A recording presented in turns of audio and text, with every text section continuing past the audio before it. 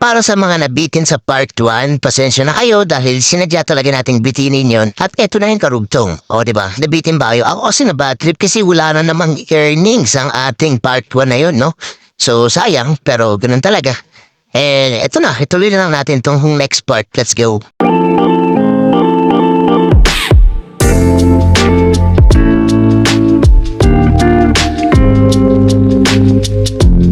So, saan nga ba tayo natapos nung sa part 1? Oceanarium, di ba? So, eto na, yung kalagitnaan or papasimula, papunta na ng exciting na part. Papuntang exciting na part no? Hindi, eto na yung karugtong niya. So, itong video na to wala masyadong edit to. To siguro, voice over lang ng pailan-ilan kasi, disclaimer, itong video na to is point of view. So yan, kumbaga, parang sama kayo. Ito yung view. Kung ano yung nakikita ko nun kasi habang naglalakad nun papunta sa loob, yan, nag-video talaga ako. At syempre, saan ba ako nakatingin? Di syempre, sa video sa cellphone. So yan, eto, panoorin nyo na lang. At habang ini-edit ko pala tong video na to ngayon ay is May 13 at birthday ni Boss Madam Kagawad. So yan, happy birthday sa'yo, Boss Madam Kagawad. We love you, alam mo naman yon. And boss, buwasan mo naman ang iyong toyo dahil masakit sa bato yan pag sobra yung alat. The happy birthday, stay healthy and stay high blood, charot.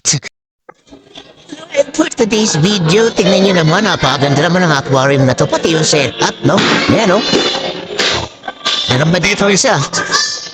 Di ko alam kung anong klase mga isda yan, pero solid ang ganda. Alam mo kung may ganyang setup ka? Solid. Meron pa to, no? Padilim. May angkla pa.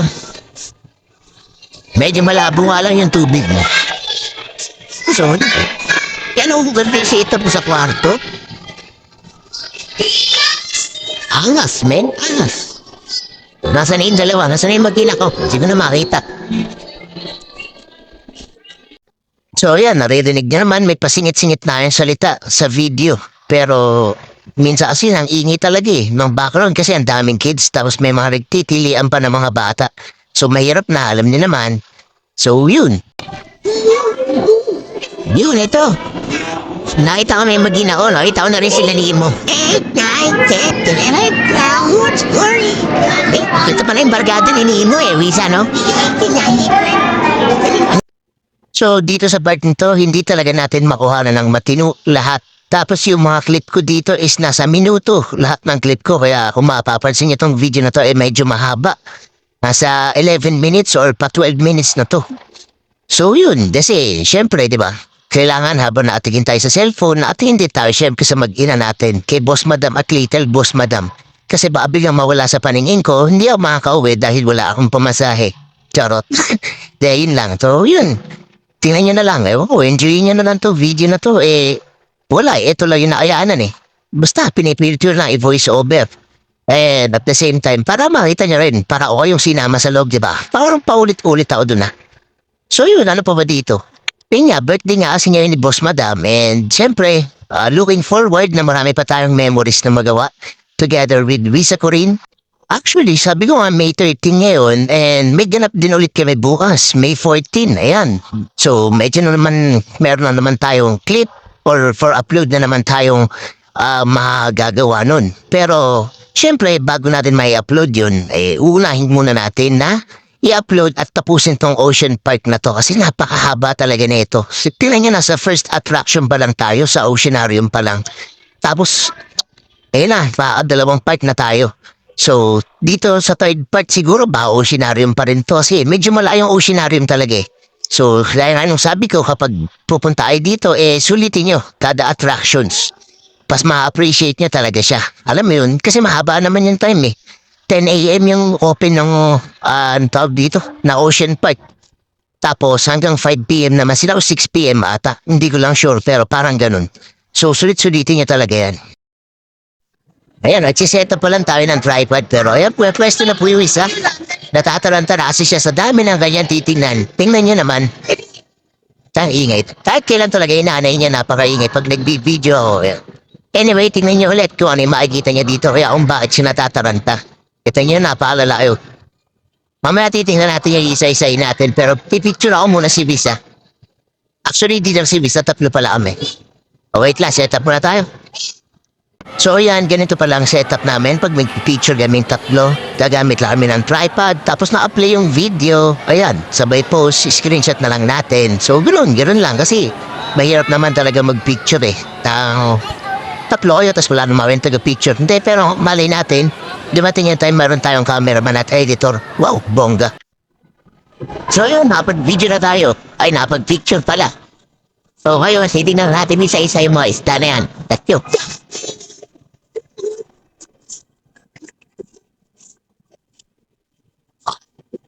Ooh. Take a picture tayo with the fish. Oh, picture ka with fish ha. Suli na dyan. Wait lang. Wait lang. Wait lang. Picture ka daw with the fish para may pang-maide yung mama mo. Grabe. Di ko alam kung anong isda to eh, pero... natin na yung tando sa loob ng banga. Ito may tinatawag na halimaw sa banga. Hanip. You know.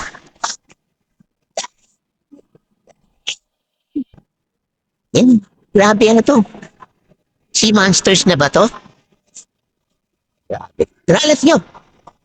Marami pa tayong titingnan dito. Ang hirap, may bit-bit ah. May nabarad kasi ako na advice dapat may dala yung tubig. So, may dala kami ng tubig. So, yan. Ay, what's that? Ayan, anak ka niya. Stingray! Ay, ito na yun dito sa loob. Nandun yung marami. Saan na panis dyan? Dito, doon sa pass. Sige pa. Huwag na dito, tingnan ating iba pang. Doon, sa malalaki.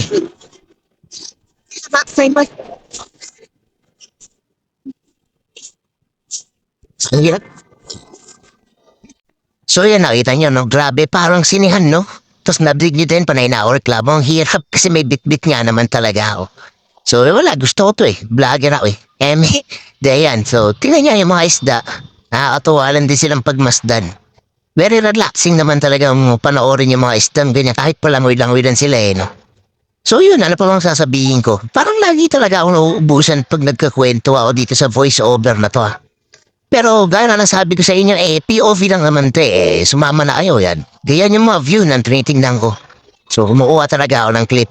So narinig din ng kanina na every time talaga is maingay si Boss Madam pag nagkiklip ako or kumukuha ako ng video. Which is totoo po yun ever since na pag kumukuha ako ng clip, bigla po siyang magsasalita. And then ayan, makikita nyo, nakita naman ako sa camera yan. Ganyan po ako. Tingnan nyo po yung itsura natin dyan. No? Tingnan may bit-bit. Pero syempre, ganun talaga. Sabi ko nga, dapat dinala akong tripod dito yung isa. Yung malaking tripod na. So yun, thank you Boss Madam ha, sa pagkuha sa akin, sa pagpitik sa akin dyan ng video. So yun, ano pa ba? Ayan o, tingnan nyo talaga o. Grabe, sulit na sulit. Sabi ko nga, pag sa online kayo bibili, 680 pesos siya. Pero kung walk-in kayo, 750 pesos. So, nasusulit naman talaga kasi halos whole day naman kayong mag-iikot-ikot dito. Kasi nag-start nga kami dyan 10:30. Hindi, 10:30 kami dumating. So, yun, mga ganun. And then, natapos kami ng mga hapon na. So, yun, tingnan nyo, parang nasa sinihan, di ba? Grabe, solid. Kung isa to talaga sa mga recommended na pag-hangoutan nyo kung magpa-family day kayo kasi ma-appreciate talaga to ng bata. Hindi lang ng bata kasi ultimo ako, hindi naman ako fish lover or hindi naman ako nag-aquarium pero na-appreciate ko siya. Alam mo yun, kasi nung bata ako, wala namang ganito, hindi ko naman nakita to eh. Manila Zoo, meron, oo. And soon, yun, yung in-next namin. So, tatry namin na pumunta sa Malabon Zoo. Kasi sa Manila Zoo daw, wala pa masyadong mga animals. Yun. So, ayan. Grabe oh. Basta panoorin nyo na lang. Tingnan nyo na lang, panoorin nyo kung ano yung nakikita niya dito sa video na to. Ganyan di talaga yung makikita nyo kapag nagpunta kayo. Kumbaga binibigyan ko lang kayo na idea para sa mga makikita nyo. And gano'n sabi ko, sulitin nyo.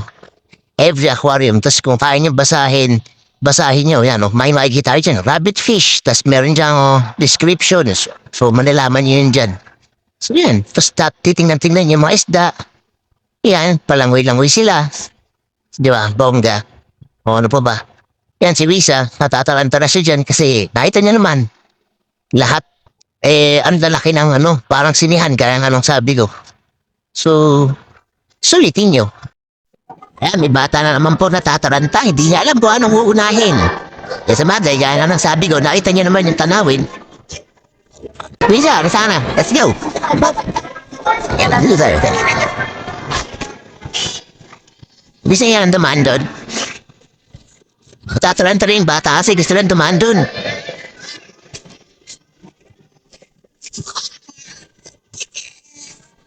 At ito na, dadaanan natin ang masaysayang tunnel sa Ocean Park kung saan maraming nagbamayday at nag-i-story.